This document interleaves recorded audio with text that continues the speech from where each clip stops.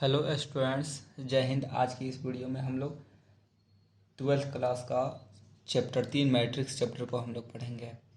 इस chapter 3 matrix में 4 exercise पढ़ना रहता है। एक्सरसाइज फर्स्ट है कि 3.1, 3.2, 3.3 और 3.4। तो सबसे पहले इस वीडियो में हम लोग 3.1 के लिए सभी थ्योरी को देखेंगे। जो जो थ्योरम इसमें ज़रूरत है, जिसके आधार पे क्वेश्चन बनने वाला होगा, उस थ्योरी को हम पढ़ाएंगे। तो सबसे पहले स्टूडेंट्स हम आपको बता दें कि चैप्टर 3 जो मैट्रिक्स है, इसमें कुछ इस प्रकार का थ्योरी पढ़ना है। जैसे मैट्रिक्स का सबसे पहले मैट्रिसेस चैप्टर है, तो मैट्रिक्स का डेफिनेशन पढ़ेंगे। मैट्रिक्स का डेफिनेशन पढ़ने के बाद हम पढ़ेंगे रो ऑफ मैट्रिक्स, मतलब कि किसी भी मैट्रिक्स का रो किसे कहते हैं। मैट्रिक्स का रो माने आव्यूह का पंक्ति। आव्यूह का पंक्ति किसे कहते हैं, इसको हिंदी में बोलते हैं, इंग्लिश में बोलते हैं रो ऑफ मैट्रिक्स क्या होता है। उसके बाद से हम पढ़ेंगे कि column of matrix. Third number पे हमको पढ़ना है कि कॉलम ऑफ मैट्रिक्स। ये सभी जो डिफिनीशन जो थ्योरी है, ये थ्योरी 3.1 के लिए है। मतलब कि यदि हम 3.1 के लिए जो क्वेश्चन है, वो क्वेश्चन को बनाने से पहले इतना सारा हमको थ्योरी की ज़रूरत होगा, इसलिए आगे हम थ्योरी आप लोगों को बता दे रहे हैं। तो सबसे पहले कि मैट्रिक्स का डेफिनीशन, उसके बाद से रो ऑफ मैट्रिक्स पढ़ना है, थर्ड में कॉलम ऑफ मैट्रिक्स पढ़ना है, चौथा में ऑर्डर ऑफ मैट्रिक्स पढ़ना है, मतलब कि किसी भी मैट्रिक्स का ऑर्डर क्या होता है। उसके बाद से हमको पढ़ना है कि टाइप ऑफ मैट्रिक्स। फर्स्ट में पढ़ना है कि टाइप ऑफ मैट्रिक्स में कि कॉलम मैट्रिक्स क्या होता है, सेकेंड में पढ़ना है रो मैट्रिक्स क्या होता है, थर्ड में स्क्वायर मैट्रिक्स क्या होता है, चार में डायगोनल मैट्रिक्स क्या होता है, पाँच में स्केलर मैट्रिक्स, छः में आइडेंटिटी मैट्रिक्स और सातवां में हमको पढ़ना है जीरो मैट्रिक्स। फिर उसके बाद से हमको पढ़ना है कि इक्वलिटी ऑफ मैट्रिसेस, मतलब कि दो मैट्रिक्स से इक्वलिटी कब होता है, दो मैट्रिक्स आपस में बराबर किस स्थिति के आधार पे होते हैं। ये मैट्रिक्स के इक्वलिटी के ये हम लोग शर्त पढ़ेंगे। तब अगेन हम उसके बाद से एक्सरसाइज 3.1 के सभी प्रश्न को हम लोग हल करेंगे। तो हल करने से पहले सभी प्रश्नावली के क्वेश्चन को हल करने से पहले सबसे पहले 3.1 के लिए हम लोग थ्योरी देखेंगे। तो पहला थ्योरी है मैट्रिक्स का। तो सबसे पहले हम जानेंगे कि मैट्रिक्स होता क्या है। सबसे पहले हम जानेंगे कि मैट्रिक्स होता क्या है। तो स्टूडेंट्स, मैट्रिक्स ज़्यादा कुछ नहीं, एक मैथमेटिकल स्ट्रक्चर है। जैसे कि डिफिनीशन में कह रहा है arrangement of arrays of number written in specialist symbol having no defined value known as matrix. मतलब कि किसी भी रो और कॉलम को, मैट्रिक्स का यदि हम डिफिनीशन समझेंगे, तो किसी भी जब हम रो और कॉलम को एक मैथमेटिकल स्ट्रक्चर के रूप में लिखते हैं। मतलब कि रो क्या होता है, जैसे मान लीजिए ए कोई मैट्रिक्स है, ठीक है, तो जो इस तरह लिखा रहता है, ठीक है, जो क्षैतिज रेखा में लिखा रहता है, जैसे जो बेड़िया लिखा रहता है, इसको बोलते हैं हम रो, इसको बोलते हैं हम रो। और जो ऐसे लिखा रहेगा, ठीक है, जो खड़ा खड़ी लिखा रहेगा, ठीक है, इसको हम बोलते हैं कॉलम। तो जब हम रो और कॉलम को, ठीक है, अरेंज करके मैट्रिक्स किसे कहते हैं, तो मैट्रिक्स का सिंपल डिफिनीशन हम बोल सकते हैं कि जब हम रो और कॉलम को, ठीक है, अरेंज करके एक विशेष प्रकार के सिंबल के द्वारा लिख देते हैं, तो उसी को मैट्रिक्स बोलते हैं। जब रो और कॉलम को एक स्पेशल सिंबल के द्वारा लिख दिया जाता है, अरेंज करके, रो और कॉलम को अरेंज करके एक सिंबल के द्वारा उसको लिख दिया जाता है, तो जो स्ट्रक्चर तैयार होता है, उसी स्ट्रक्चर को हम लोग मैट्रिक्स कहते हैं। जैसे यहाँ पे ले लेते हैं, जैसे मान लीजिए ए है, ए कोई मैट्रिक्स है, 6, 7, 8, 9, 10, 1। तो यह एक नंबर है। ई वाला को जो बोलते हैं, इसको हम बोलते हैं रो, ठीक है, इसको भी हम बोलते हैं रो। तो ये रो फर्स्ट हुआ, ठीक है, ये रो सेकेंड हुआ। रो फर्स्ट को ऊपर वाला को बोलेंगे और रो सेकेंड को नीचे वाला को बोलेंगे। और ये जो होगा, ठीक है, ये वाला, इसको हम कॉलम पढ़ते हैं, कॉलम। कॉलम, ठीक है, इसको भी कॉलम ही बोलते हैं। तो ये कॉलम फर्स्ट हुआ, ये कॉलम सेकंड हुआ और ये कॉलम थर्ड हुआ, ठीक है। तो जो हॉरिजेंटल में लिखा रहेगा, ठीक है, जो हॉरिजेंटल में लिखा रहेगा उसको बोलते हैं हम रो। जैसे जो इस तरह के स्ट्रक्चर में लिखा रहेगा, ठीक है, जो क्षैतिज रेखा में इस तरह बेड़िया लिखा रहेगा उसको बोलते हैं हम रो। आज जो खड़ा होगा, ठीक है, स्तंभ के आकार का होगा, ठीक है, स्तंभ में होगा, मतलब कि इसको इंग्लिश में बोलते हैं जो रो हो तो होता है, ये हॉरिजेंटल होता है, हॉरिजेंटल लाइन, मतलब ये वाला क्षैतिज रेखा। और जो खड़ा होता है इसको बोलते हैं वर्टिकल लाइन, ठीक है, इसको बोलते हैं वर्टिकल लाइन, वर्टिकल लाइन। तो जो खड़ा रहता है, ठीक है, डंडा के समान, उसको वर्टिकल लाइन उदग्र रेखा बोलते हैं, ठीक है, इसको हम लोग कॉलम बोलते हैं। तो ये बस यही डिफिनीशन होता है मैट्रिक्स का। तो मैट्रिक्स समझ में आया होगा कि जब हम रो और कॉलम को, ठीक है, मैट्रिक्स का डिफिनीशन क्या होगा कि जब रो और कॉलम को एक विशेष प्रकार के ब्रैकेट की सहायता से, एक विशेष प्रकार के सिंबल के सहायता से जब अरेंज करके उसको लिख दिया जाता है तो जो मेरा स्ट्रक्चर तैयार होता है उसी स्ट्रक्चर को हम मैट्रिक्स बोलते हैं। और मैट्रिक्स का जो सिंबल होता है वो कुछ इस प्रकार का होता है, जैसे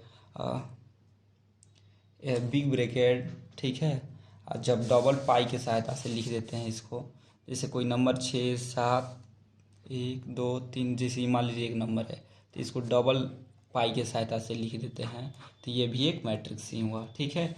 या इसी को जब हम स्मॉल ब्रैकेट के, डबल स्मॉल ब्रैकेट की सहायता से इसमें किसी नंबर को लिख देते हैं, ठीक है, तो वो भी मैट्रिक्स का ही सिंबल होता है, वो भी मैट्रिक्स ही कहलाता है, ठीक है।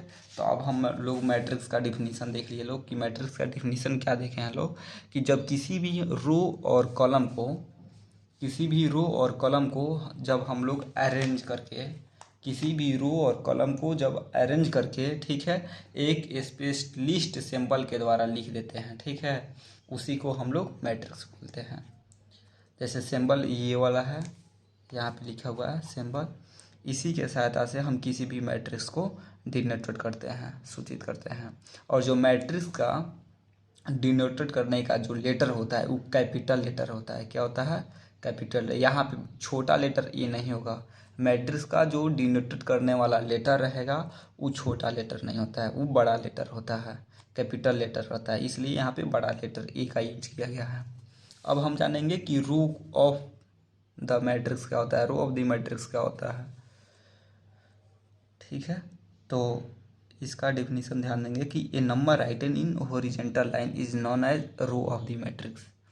मतलब कि किसी भी नंबर को जब हम हॉरिजॉन्टल मतलब कि इसके जैसे लिख देते हैं, ठीक है, बेड़िया लिखते हैं, मतलब कि क्षैतिज रेखा के रूप में जब हम लिखते हैं, जैसे मान लीजिए रो ऑफ द मैट्रिक्स कैसे लिखा जाएगा, जैसे 6 7 8 9, ऐसे देखिए ये हॉरिजॉन्टल में है ना, तो किसी भी हॉरिजॉन्टल लाइन को, ठीक है, हम लोग रो बोलते हैं। किसी भी हॉरिजॉन्टल लाइन को हम लोग क्या बोलते हैं? रो बोलते हैं। तो डेफिनेशन समझ में आ गया होगा कि रो ऑफ द मैट्रिक्स क्या होता है कि ये number written in horizontal line. जब हॉरिजॉन्टल लाइन होता है तो उसको रो बोलते हैं। जब किसी भी नंबर को हम लोग हॉरिजॉन्टल लाइन में लिखते हैं तो रो ऑफ द मैट्रिक्स कहलाता है। जब किसी भी नंबर को वर्टिकल लाइन में लिखते हैं, कॉलम ऑफ द मैट्रिक्स क्या होता है? A number written in vertical line is known as column of the matrix. जब किसी भी नंबर को हम लोग वर्टिकल लाइन में लिख देते हैं तो उसी को बोलते हैं कॉलम ऑफ द मैट्रिक्स, उसी को बोलते हैं कॉलम ऑफ मैट्रिक्स। तो एक बार फिर डिफिनीशन पे हम लोग ध्यान देंगे कि रो ऑफ मैट्रिक्स क्या होता है।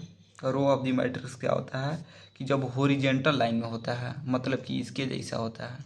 जब हम किसी भी नंबर को बेड़िया लिखते हैं, हॉरिजॉन्टल लाइन में लिखते हैं, तो हॉरिजॉन्टल लाइन को रो ऑफ द मैट्रिक्स कहते हैं। और किसी भी नंबर को जब वर्टिकल लाइन में, मतलब कि इसके जैसा, ठीक है, जैसे डंडा के समान खड़ा जो हो, ठीक है, इसको हिंदी में कॉलम को पंक्ति बोलते हैं, सॉरी स्तंभ बोलते हैं। कॉलम को हिंदी में स्तंभ बोलते हैं। तो कॉलम ऑफ द मैट्रिक्स क्या होता है, जब किसी भी नंबर को हम लोग वर्टिकल लाइन में लिख देते हैं, ठीक है, तो उसको कॉलम ऑफ द मैट्रिक्स बोलते हैं। जैसे नोट में यहाँ पे नोट पर ध्यान देंगे कि ए, मान लीजिए ए कोई मैट्रिक्स है, ठीक है। हम जानते हैं कि मैट्रिक्स का जो लेटर होता है वो कैपिटल लेटर होता है, और जो उसके अंदर का जो एलिमेंट्स होता है, ठीक है, जो मैट्रिक्स को हम जो सूचित करते हैं वो कैपिटल लेटर के सहायता से करते हैं, ठीक है। मैट्रिक्स को हम लोग ABCD के जेड तक के लेटर के सहायता से, हम लोग कैपिटल लेटर के सहायता से सूचित करते हैं मैट्रिक्स को। और जो मैट्रिक्स के अंदर का जो एलिमेंट रहेगा, इसका जो मैट्रिक्स का जो एलिमेंट रहता है, जो इसका एलिमेंट होता है वो स्मॉल लेटर ही होता है, स्मॉल लेटर होता है,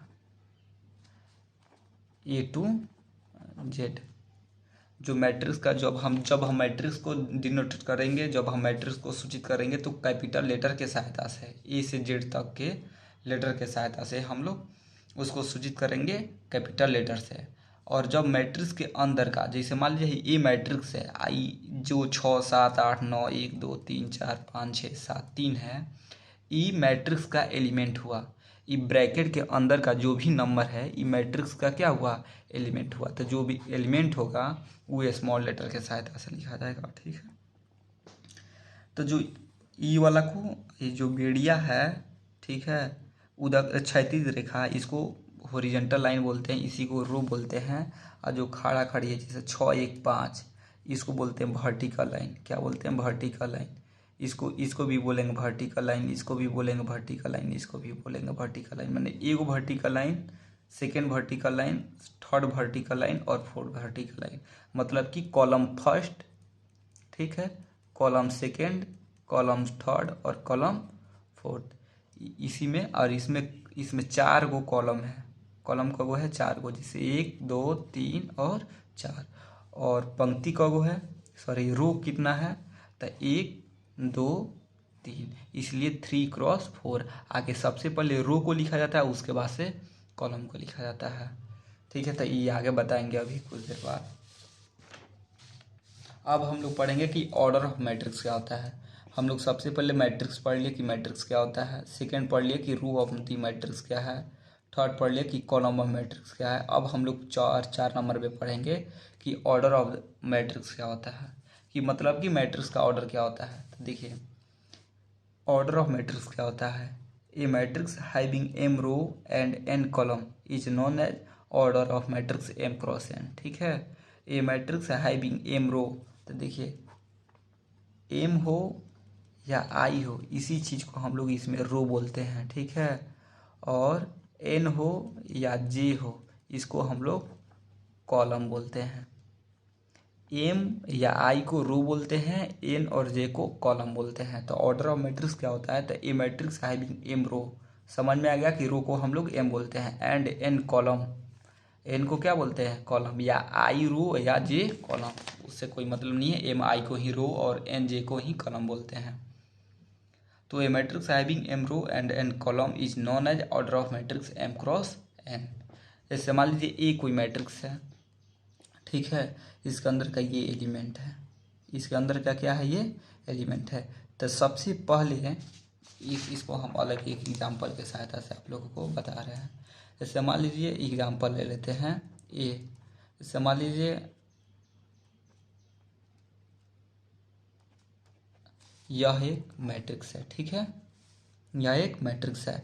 इसका हमको ऑर्डर बताना है, ऑर्डर ऑफ मैट्रिक्स। इसका हमको क्या बताना है, ऑर्डर ऑफ मैट्रिक्स बताना है।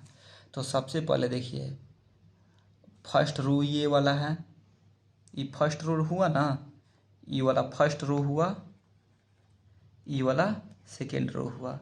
जो ऐसे लिखा रहता है बेड़िया, उसको बोलते हैं रो, और जो खड़ा खड़ा लिखा रहेगा, ठीक है, उसको बोलते हैं कॉलम। तो ये हुआ रो फर्स्ट, ठीक है, ये बोलेंगे रो सेकेंड, इसको बोलेंगे रो सेकेंड। और ये हुआ column first, column second, column third, column fourth. तो मतलब C1 मतलब समझ जाइएगा column, column first, column second, column third, column 4, इसको ऐसे, ठीक है, ऐसे जानेंगे। ये हुआ कॉलम 1, कॉलम 2, कॉलम 3 और कॉलम 4। तो इसमें हम जानते हैं रो कितना है, रो 2 है, रो कितना है 2 को है, और जो कॉलम है, कॉलम क गो है 4 गो, 1 2 3 4, कॉलम क गो है 4 गो। तो जो इसका ऑर्डर ऑफ मैट्रिक्स बनेगा, ठीक है, ऑर्डर ऑफ, जब इसका ऑर्डर ऑफ मैट्रिक्स बनेगा तो 2x4 होगा। आगे रो को लिखा जाता है, उसके बाद से कॉलम लिखा जाता है। ऑर्डर ऑफ मैट्रिक्स का फॉर्मूला होता है, ठीक है, ऑर्डर ऑफ मैट्रिक्स का, ऑर्डर ऑफ मैट्रिक्स का फॉर्मूला होता है क्या चीज़, रो इंटू कॉलम। तो मतलब कि रो क गो है 2 गो है गुना, और कॉलम कितना है 4 है। इसको गुना नहीं करेंगे, इसको इसी के संकेत में छोड़ देंगे 2x4, ठीक है, 2x4। अर्थात जो मैट्रिक्स ए है, इसका मैट्रिक्स ए का ऑर्डर कितना हुआ 2x4, माने 2x4। ये मैट्रिक्स ए है तो ये मैट्रिक्स का ऑर्डर कितना हुआ 2x4, ठीक है। तो ये ऑर्डर ऑफ मैट्रिक्स समझ में आ गया। फिर इसको एक हम अलग एग्जाम्पल के सहायता से समझेंगे। जैसे मान लीजिए ए कोई मैट्रिक्स है, ठीक है,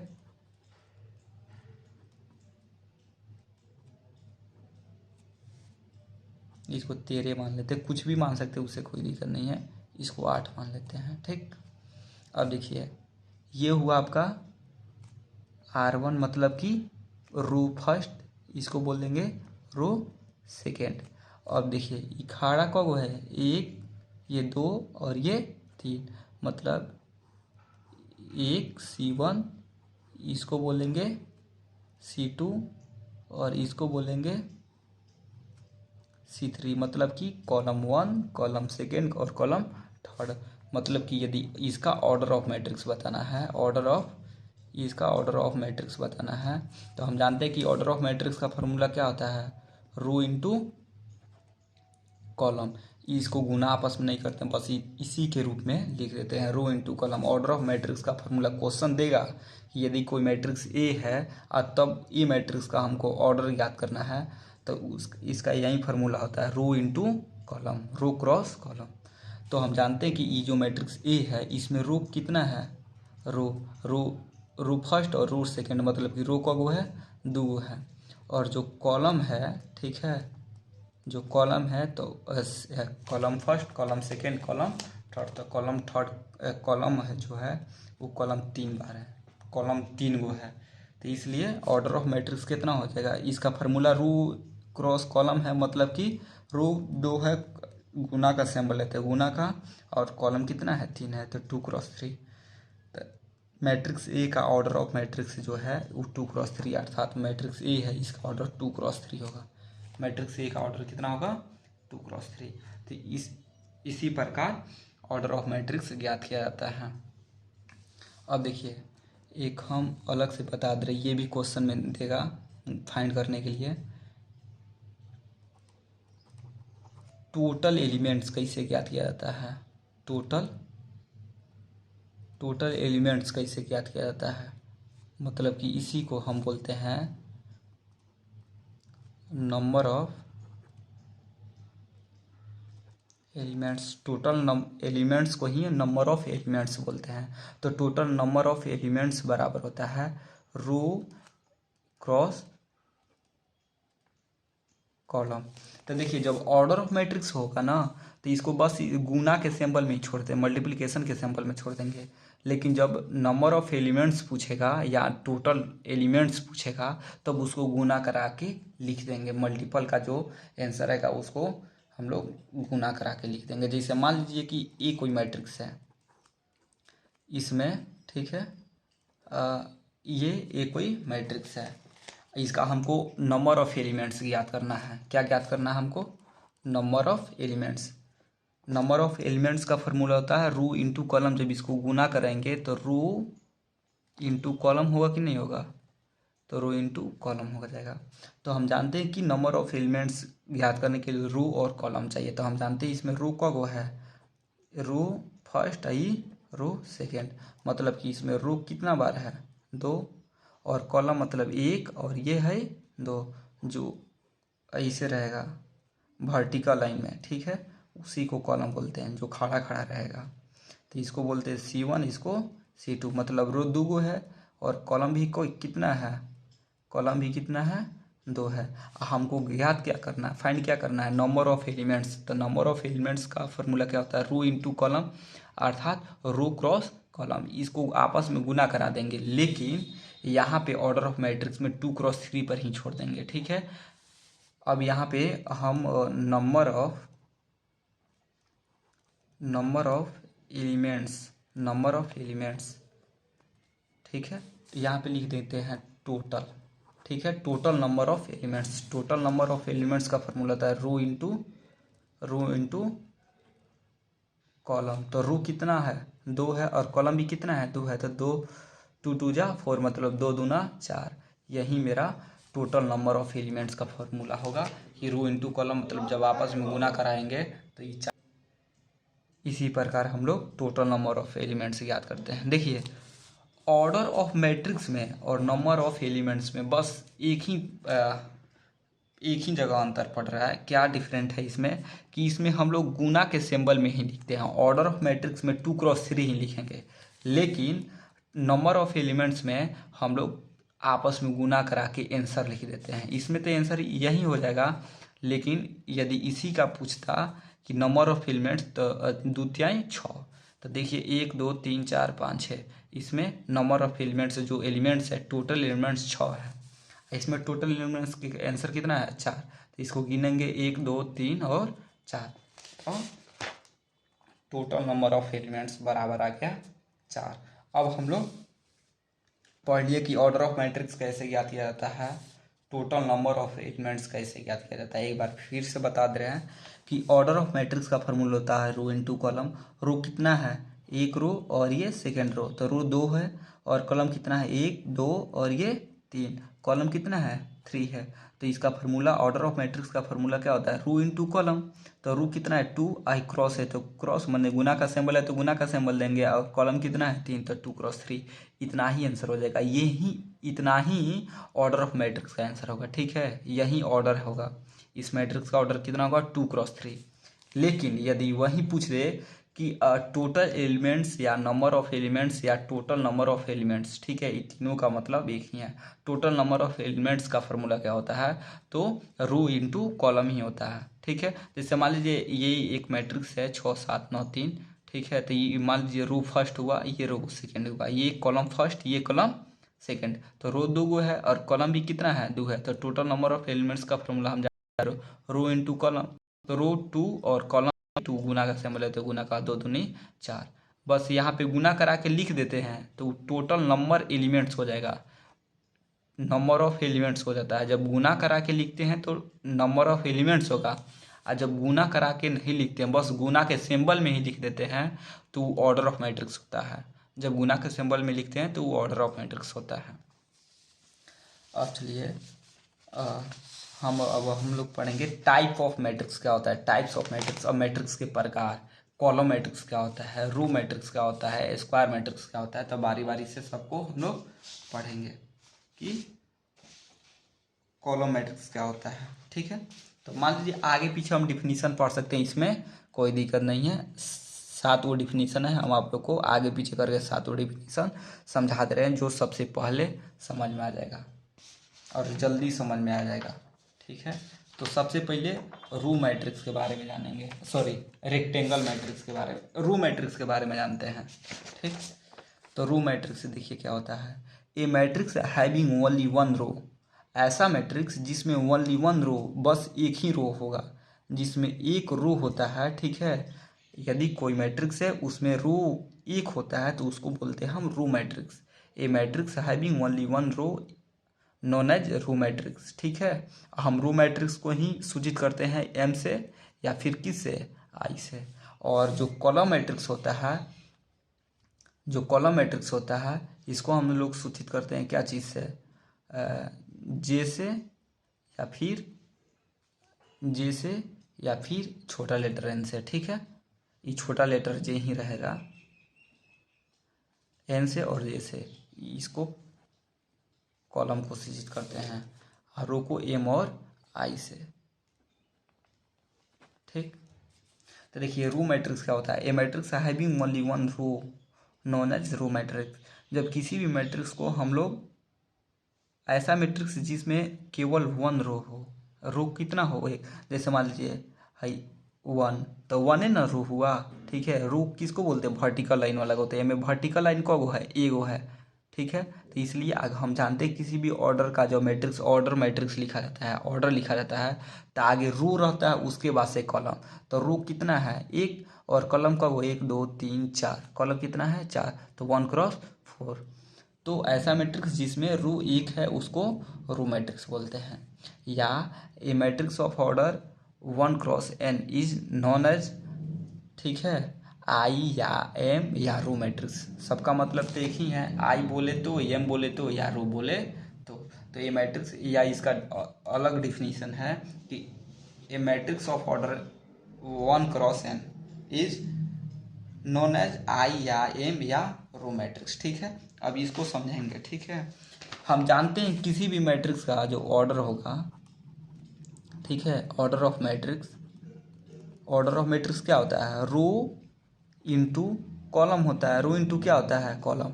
किसी भी ऑर्डर का मैट्रिक्स क्या होता है, रो इंटू कॉलम। मतलब रो को ही हम एम बोलते हैं क्रॉस, और कॉलम को ही क्या बोलते हैं, एन बोलते हैं।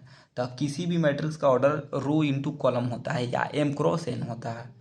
ये पूरा लैंग्वेज हुआ, लेकिन ये इसका सूचितांक हुआ, मतलब इसको हम रो को एम से और कॉलम को एन से डिनोट करते हैं।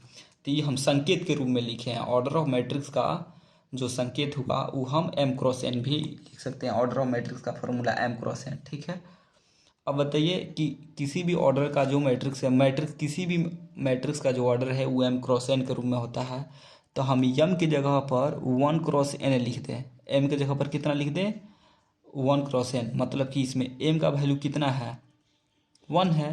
तो जब 1 है तो एम को क्या बोलते हैं, रो बोलते हैं। एम को क्या बोलते हैं, रो। तो जिसमें रो एक होगा, जिसमें रो की संख्या कितना होगा, 1, वहीं यहाँ पे लिखा गया है ए matrix of order 1 cross N. यहाँ पे एम की जगह पर 1 है, मतलब कि रो कितना है, 1 है। एम किसके जगह पर है, रो की जगह पर, और कॉलम किसके जगह पर है, एन की जगह पर। तो यदि कोई नंबर 1 क्रॉस एन के रूप में है, किसके रूप में है, 1 क्रॉस एन, मतलब कि 1 किसके जगह पर है, रो की जगह पर। तो इसमें रो कितना है, 1 है। तो यदि कोई ऑर्डर 1 क्रॉस एन के रूप में होगा तो वो रो होता है। लेकिन जब एम क्रॉस एन होगा, अब बताइए, ये तो एम क्या है, रो है, और कॉलम क्या है, कॉलम की जगह पर, मतलब एन की जगह पर क्या है, 1 है। तो जिसमें कॉलम एक हो, जिसमें कॉलम क्या हो, एक हो, उसी को बोलते हैं हम लोग कॉलम मैट्रिक्स। अर्थात जो कॉलम मैट्रिक्स होगा उसका ऑर्डर एम क्रॉस 1 होगा, और जो रो मैट्रिक्स होगा वो एन क्रॉस एन होगा। वही चीज़ यहाँ पे लिखा गया है कि ए मैट्रिक्स हैविंग ओनली 1 रो, ठीक है, जिसमें एक कॉलम हो वो रो बोलते हैं। या a matrix of order 1 cross N.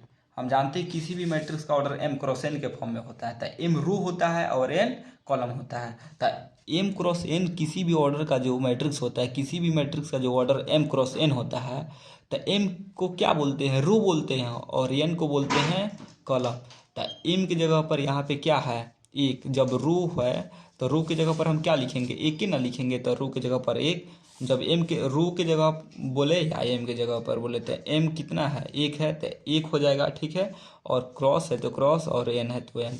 तो अर्थात जो रो मैट्रिक्स का जो ऑर्डर होता है वो 1 क्रॉस एन के रूप में होता है, is known as row matrix. और कॉलम मैट्रिक्स क्या होता है, ए मैट्रिक्स हैविंग ओनली 1 कॉलम, जिसमें कॉलम बस एक हो। ऐसा मैट्रिक्स जिसमें कॉलम कितना हो, एक हो, उसको बोलते हैं कॉलम मैट्रिक्स।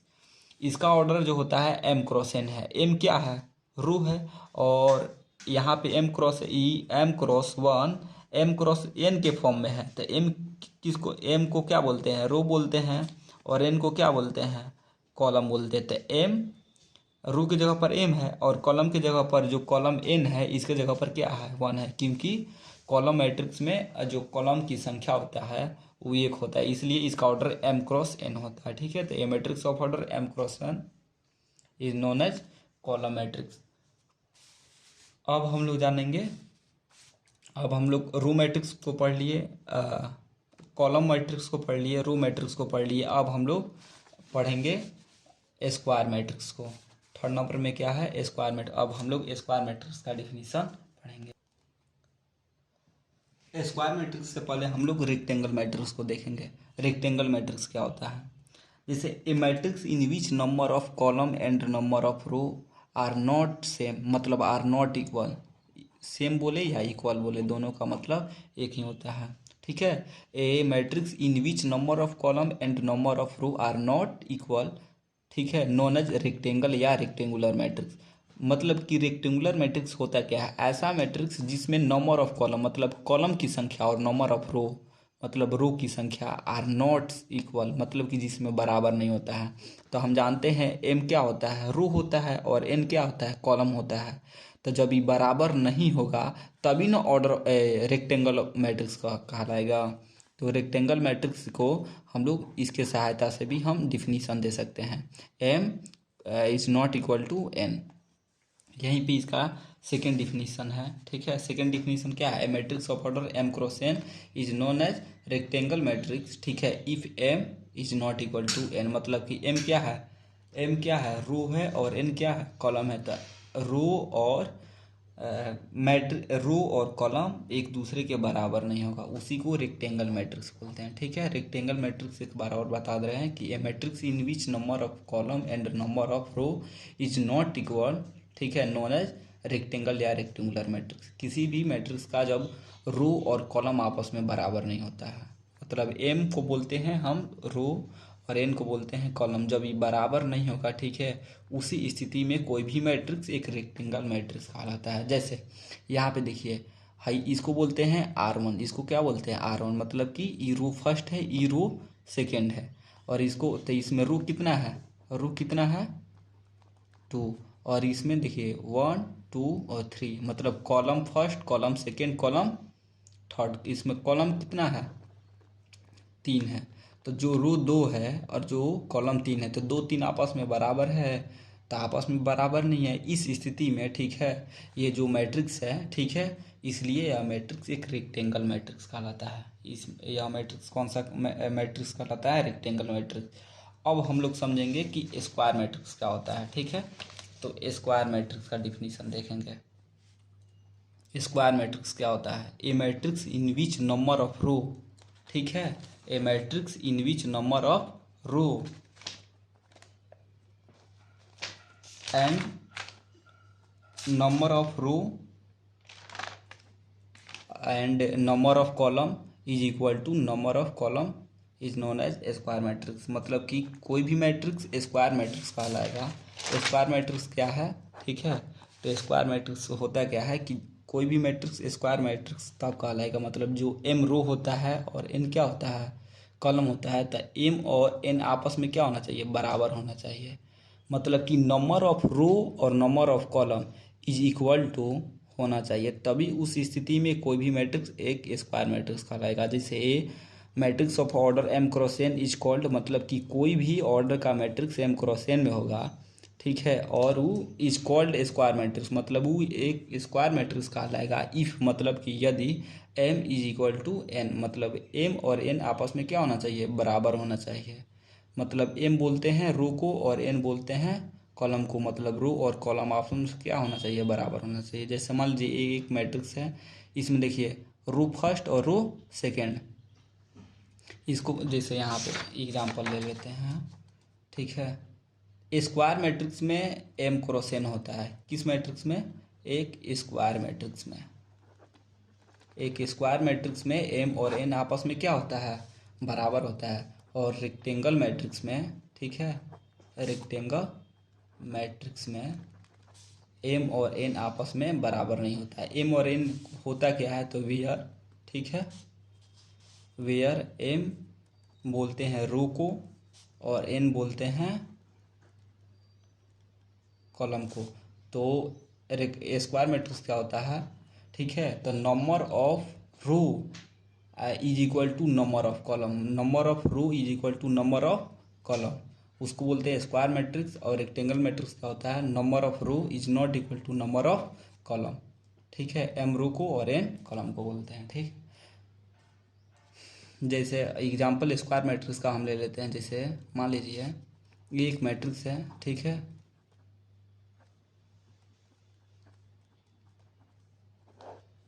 देखिए इसका ऑर्डर क्या है, रो फर्स्ट, ये रो सेकेंड, ये रो थर्ड, मैंने R1 R2 और R3। ठीक है, आई 1 2 और ये 3, मतलब कि रो भी 3 बार है, रो भी कितना है 3 है, और कॉलम भी 3 है। तो रो और कॉलम आपस में बराबर हुआ, मतलब एम और एन आपस में क्या हुआ, बराबर हुआ। जब एम और एन आपस में बराबर होता है तो उसी को हम लोग क्या बोलते हैं, स्क्वायर मैट्रिक्स। ठीक है, तो इसका डिफिनीशन यहाँ पे है कि ए matrix of order M cross N, हम जानते हैं किसी भी मैट्रिक्स का जो ऑर्डर होता है वो एम क्रॉस एन है, इज कॉल्ड स्क्वायर मैट्रिक्स, मतलब कि एक स्क्वायर मैट्रिक्स कहलाएगा इफ, मतलब यदि M is equal to N, मतलब कि रो और कॉलम आपस में क्या होना चाहिए, बराबर। जैसे मान लीजिए एक और ये दो, रो भी 2 है और एक और 2, कॉलम भी कितना है 2, तो 2 × 2 आपस में क्या है, बराबर है, मतलब 2 बराबर 2।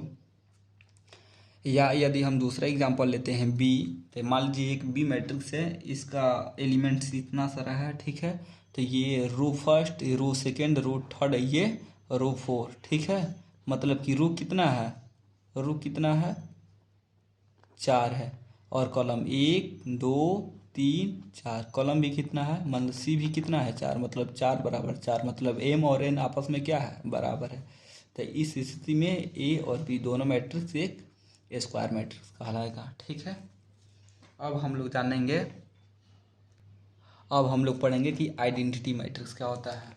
तो आइडेंटिटी मैट्रिक्स क्या होता है, देखिए आइडेंटिटी मैट्रिक्स एक स्क्वायर मैट्रिक्स होता है। आइडेंटिटी मैट्रिक्स एक कौन सा मैट्रिक्स होता है, स्क्वायर मैट्रिक्स। तो स्क्वायर मैट्रिक्स का मतलब क्या हुआ कि मतलब जिसमें रो और कॉलम दोनों क्या होते हैं, बराबर होते हैं, मतलब स्क्वायर मैट्रिक्स उसी को ना बोलते हैं M is equal to N.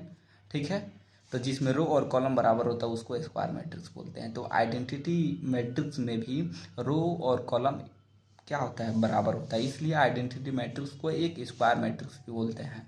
तो आइडेंटिटी मैट्रिक्स बराबर क्या होता है, डिफिनीशन इसका, a square matrix in which elements of principal diagonal is unity and rest element zero. मतलब कि एक square matrix in which elements of principal diagonal, मतलब कि ऐसा जिसका एलिमेंट, जिसका प्रिंसिपल डायगोनल का एलिमेंट्स, ठीक है, जिसका प्रिंसिपल डायगोनल का एलिमेंट इज यूनिटी, यूनिटी का मतलब होता है ओनली वन। ठीक है, जिसका यूनिटी मतलब वन हो, यूनिटी मतलब इकाई बोलते हैं वन, यूनिटी का मतलब, ठीक है, यूनिटी का मतलब वन होता है। ठीक, तो जिसका प्रिंसिपल डायगोनल का एलिमेंट्स यूनिटी होता है एंड रेस्ट एलिमेंट, मतलब कि बाकी सब एलिमेंट जीरो होता है। प्रिंसिपल डायगोनल एक होना चाहिए, प्रिंसिपल डायगोनल क्या होना चाहिए, एक होना चाहिए। ठीक है, और रेस्ट एलिमेंट मतलब कि बाकी के सभी एलिमेंट, रेस्ट मतलब होता है बाकी, रेस्ट एलिमेंट्स जीरो, और बाकी के सभी एलिमेंट्स यदि जीरो रहता है उस कंडीशन में जो मैट्रिक्स दिया रहता है वो आइडेंटिटी मैट्रिक्स कहलाता है। जैसे मान लीजिए आइडेंटिटी मैट्रिक्स को हम बड़ा लेटर आई से सूचित करते हैं, क्योंकि आइडेंटिटी मैट्रिक्स आई से स्टार्ट होता है इसलिए। तो आई बराबर, जैसे मान लीजिए हम जानते हैं कि आइडेंटिटी मैट्रिक्स, जैसे मान लीजिए जिसमें रो और कॉलम आपस में बराबर नहीं होता है वो आइडेंटिटी मैट्रिक्स नहीं होता है। आइडेंटिटी मैट्रिक्स स्क्वायर मैट्रिक्स ही होता है, ऑलवेज स्क्वायर मैट्रिक्स ही होता है, जिसमें रो और कॉलम क्या होता है, बराबर होता है। जैसे मान लीजिए यहाँ पर रो भी दो गो है, ठीक है, R1 और R2, मतलब first row second row, first column second column, मतलब कि रो भी दो है और कॉलम भी दो है। तो ये आइडेंटिटी मैट्रिक्स कैसे होगा, जिसका प्रिंसिपल डायगोनल जो ये वाला होता है, ठीक है, जिसको विकर्ण बोलते हैं, इसी को हम लोग बोलते हैं प्रिंसिपल डायगोनल, प्रिंसिपल डायगोनल। इसी चीज़ को क्या बोलते हैं, इसको हम नहीं बोलते हैं, ये जीरो वाला का जो विकर्ण है, जीरो वाला विकर्ण है, इसको प्रिंसिपल डायगोनल हम नहीं बोलते हैं, ये वाला को हम बोलते हैं प्रिंसिपल डायगोनल। तो प्रिंसिपल डायगोनल क्या है, यूनिटी, मतलब कि आइडेंटिटी मैट्रिक्स क्या होता है, तो प्रिंसिपल डायगोनल जो होना चाहिए वो यूनिटी होना चाहिए, और बाकी सब एलिमेंट जीरो होना चाहिए। एक भी एलिमेंट यदि जीरो नहीं होगा तो वो आइडेंटिटी मैट्रिक्स नहीं कहलाएगा। आइडेंटिटी मैट्रिक्स के लिए जो प्रिंसिपल डायगोनल होना चाहिए वो एक होना चाहिए, और बाकी सब के सब A to Z, मतलब कि ऑल एलिमेंट्स आर कितना होना चाहिए, जीरो होना चाहिए, ऑल एलिमेंट्स जीरो होना चाहिए, जैसे कि एग्जाम्पल फर्स्ट में लिखा गया है। या एग्जाम्पल यदि हम सेकेंड लेते हैं, ठीक है, तो देखिए इसमें भी जो ये प्रिंसिपल, ठीक है, ये जो प्रिंसिपल डायगोनल हुआ, ठीक है, इसका प्रिंसिपल डायगोनल क्या है, यूनिटी है, मतलब यूनिट प्रिंसिपल डायगोनल, इसी को हम लोग बोलते हैं प्रिंसिपल डायगोनल। तो प्रिंसिपल डायगोनल यूनिटी है, मतलब कि एक है प्रिंसिपल डायगोनल क्या है, एक है। आप बाकी सब एलिमेंट देखिए तो क्या है, जीरो है। तो इस कंडीशन में ये भी एलिमेंट, ये भी मैट्रिक्स क्या कहलाएगा, आइडेंटिटी मैट्रिक्स कहलाएगा, आइडेंटिटी मैट्रिक्स कहलाएगा ये भी। अब हम लोग स्केलर मैट्रिक्स जानेंगे, ठीक है। स्केलर मैट्रिक्स क्या होता है, तो स्केलर मैट्रिक्स एक स्क्वायर मैट्रिक्स ही होता है, ठीक है। A square matrix is said to be scalar matrix if elements of principal diagonal, ठीक है, कांस्टेंट और इक्वल रहता है, constant and equal and rest element are zero. देखिए आइडेंटिटी मैट्रिक्स में प्रिंसिपल जो डायगोनल रहता है वो 1 होता है, रेस्ट एलिमेंट 0 होता है, ठीक है। इसको हम एक एग्जाम्पल के सहायता से समझेंगे कि आइडेंटिटी जो मैट्रिक्स होता है, ठीक है, जो प्रिंसिपल डायगोनल रहता है, ठीक है, जो प्रिंसिपल डायगोनल रहता है इसमें 1 होता है, ठीक है। और रेस्ट एलिमेंट क्या होता है, 0 होता है, ठीक। आइडेंटिटी मैट्रिक्स में प्रिंसिपल डायगोनल 1 होता है और रेस्ट एलिमेंट्स क्या होता है, 0 होता है। लेकिन स्केलर मैट्रिक्स में क्या होता है, स्केलर मैट्रिक्स, ठीक है, तो इसका जो प्रिंसिपल डायगोनल रहता है, प्रिंसिपल डायगोनल, ठीक है, इसका प्रिंसिपल डायगोनल 1 नहीं होता है, ठीक है। इसका प्रिंसिपल डायगोनल कोई नंबर होगा, ठीक है, कोई नंबर होगा जो बराबर होगा, एक ही नंबर होगा, ठीक है।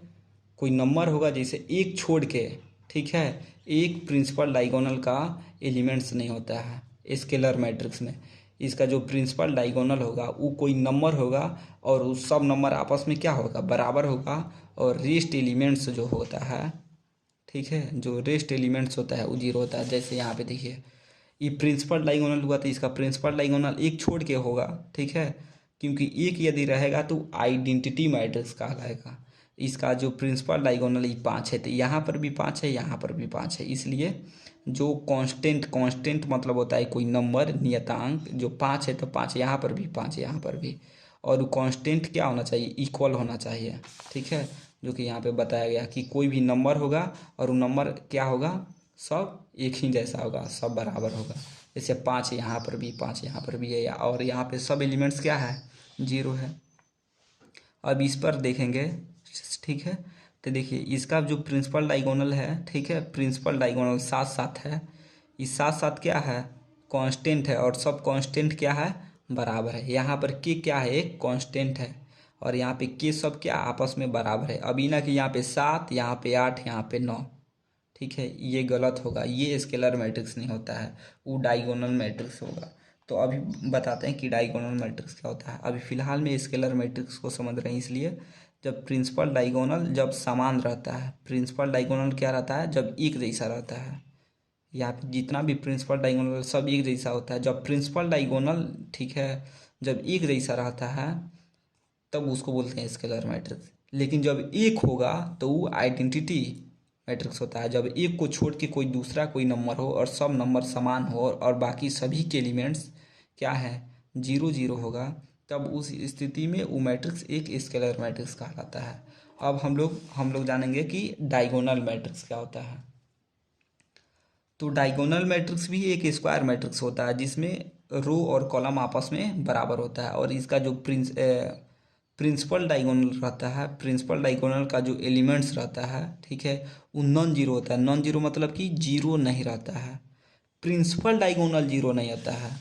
देखिए जो डायगोनल मैट्रिक्स होता है,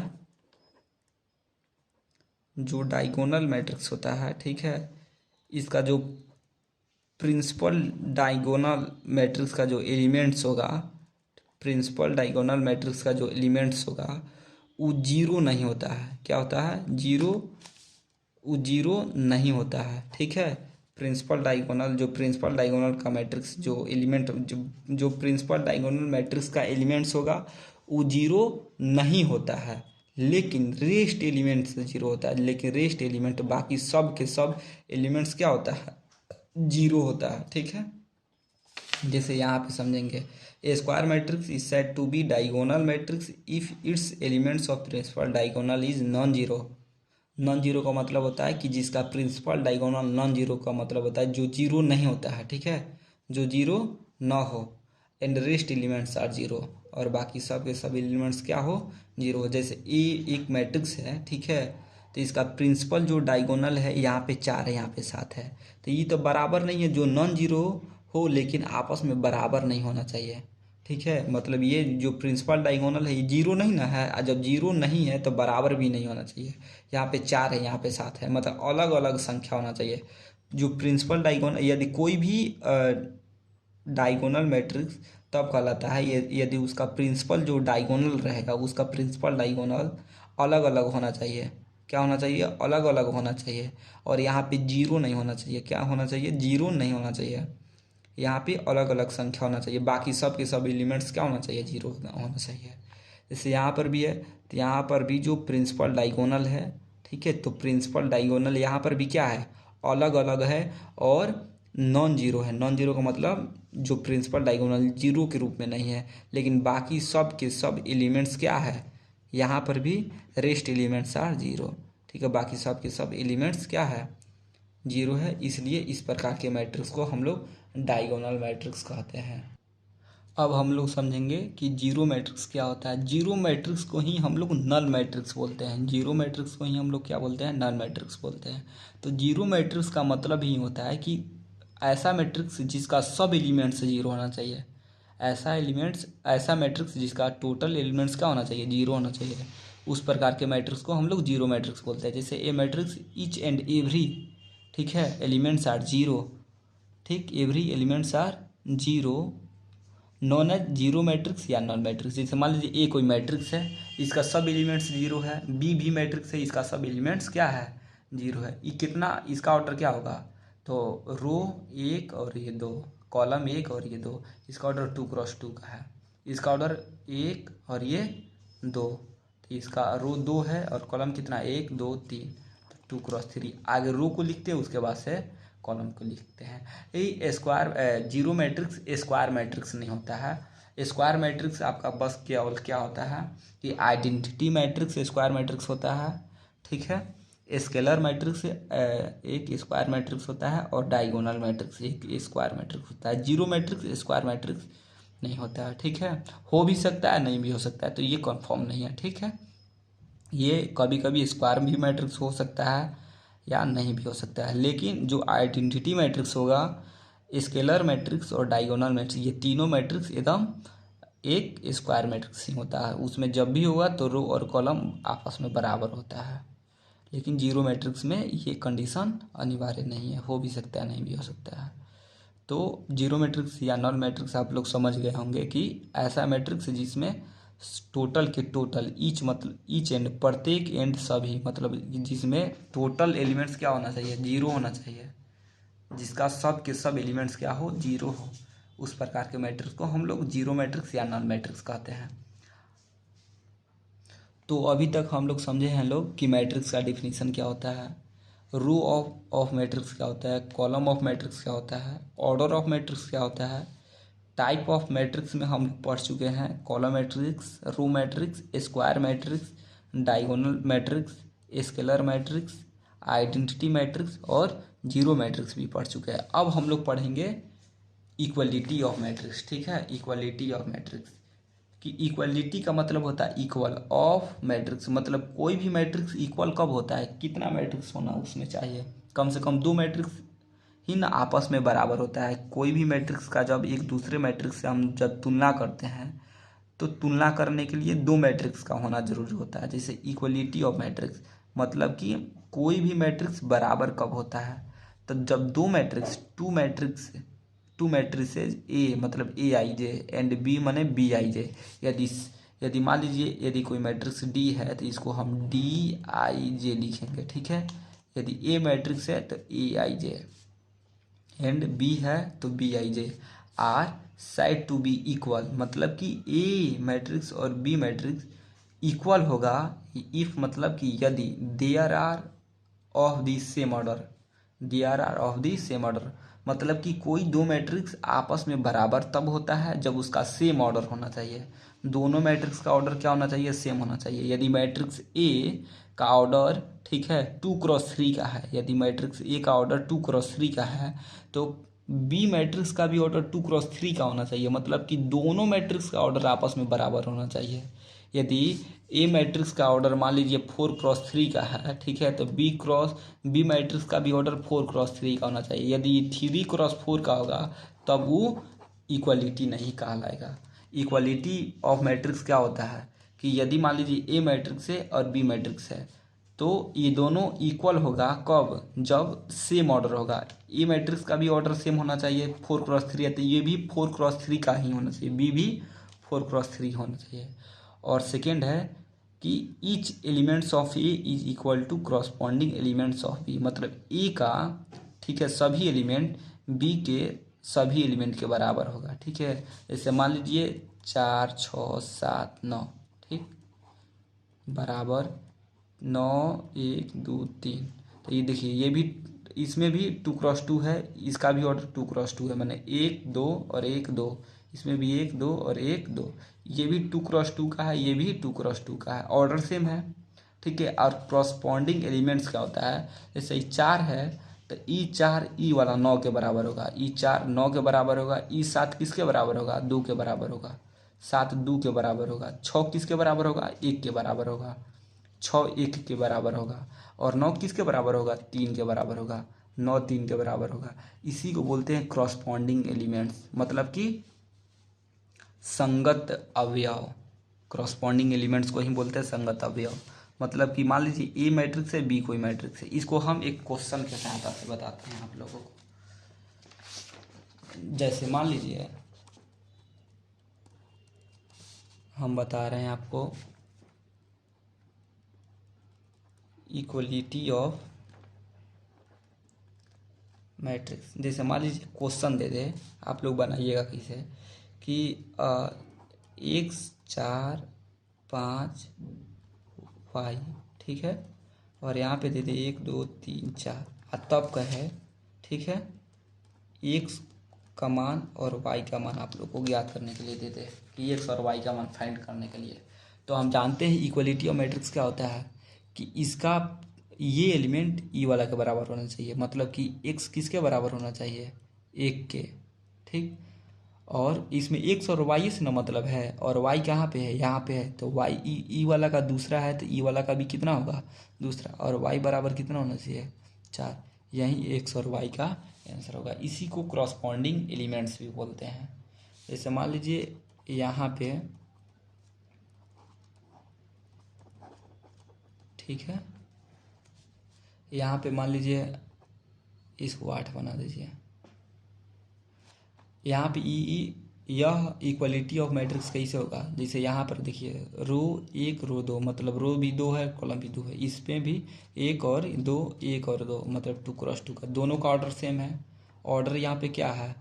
ऑर्डर सेम है, मतलब कि इक्वल है। ऑर्डर क्या है यहाँ पे? ऑर्डर इसका इक्वल है। अच्छा, अब सेकेंड कंडीशन क्या कहता है? Each elements of A is equal to, मतलब जिसका प्रत्येक एलिमेंट्स ए का प्रत्येक एलिमेंट्स बी के करस्पॉन्डिंग एलिमेंट्स इक्वल होना चाहिए। ठीक है, मतलब ए आई जे बराबर बी आई जे, मतलब कि इसमें जो 1 है ठीक है 1 9 के बराबर होना चाहिए, 1 9 के बराबर होना चाहिए। ठीक है, 4 किसके बराबर होना चाहिए? 13 के, 4 13 के बराबर होना चाहिए, 2 4 के बराबर होना चाहिए, 2 4 के बराबर होना चाहिए, 3 किसके बराबर होना चाहिए? 8 के, 3 किसके बराबर होना चाहिए? 8 के। इसी चीज़ को हम लोग बोलते हैं करस्पॉन्डिंग एलिमेंट्स। क्या बोलते हैं? करस्पॉन्डिंग